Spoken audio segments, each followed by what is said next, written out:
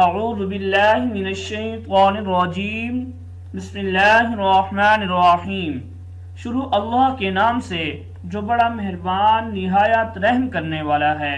درود و سلام ہو پیارے آقا نبی کریم صلی اللہ علیہ وسلم کی ذات اقدس پر جو خاتم النبیین ہیں کہ جن کے بعد کوئی نبی نہیں ہے، کوئی رسول نہیں ہے۔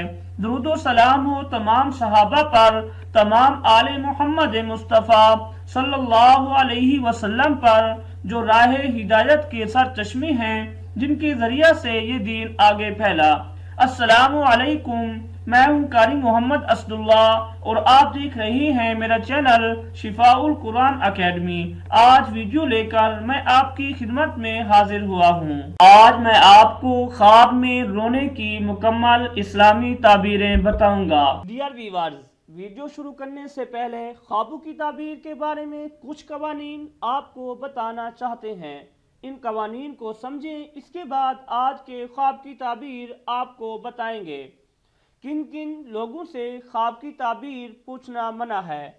4 قسم کے لوگوں سے خواب کی تعبیر پوچھنا ناجائز ہے۔ پہلی قسم بے دین لوگوں سے جو شریعت کے پابند نہ ہوں، کیونکہ خواب کی تعبیر نیک اور بابرکت لوگوں سے پوچھنی چاہیے، اور بے دین لوگ خدا کی نافرمانی کے باعث راندہ درگاہ الہی ہوتے ہیں، ان میں خیر و برکت کہاں۔ دوسری قسم عورتوں سے، کیونکہ خواب کی تعبیر بڑی عقل اور سمجھ درکار ہے، اور یہ ظاہر ہے کہ عورتیں ناقص العقل ہوتی ہیں، اس لیے شریعت محمدی صلی اللہ علیہ وسلم میں 2 عورتوں کی گواہی ایک مرد کی گواہی کے قائم مقام رکھی گئی ہے۔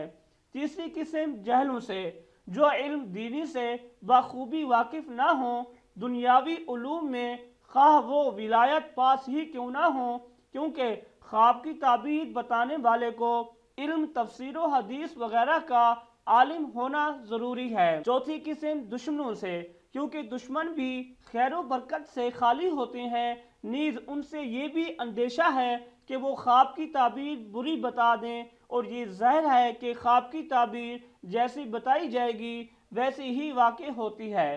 وہ خواب جن کی تعبیر نہ ہو، ان کی 7 قسمیں ہیں۔ پہلی قسم حدیث و نفس، وہم، تمنا اور ازغاز۔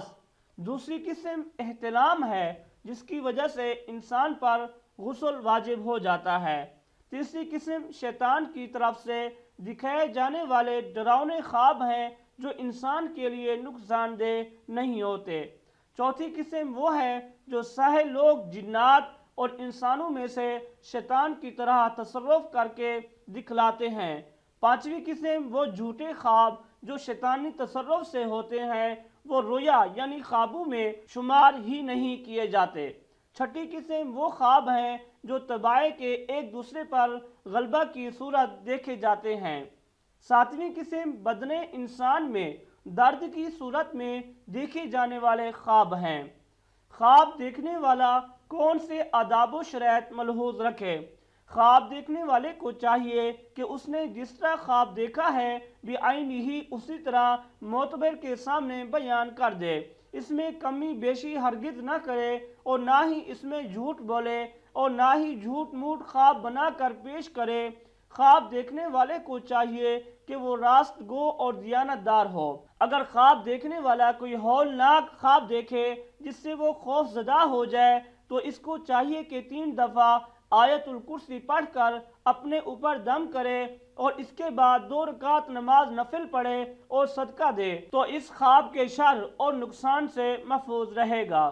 خواب کس کس سے بیان کیا جائے؟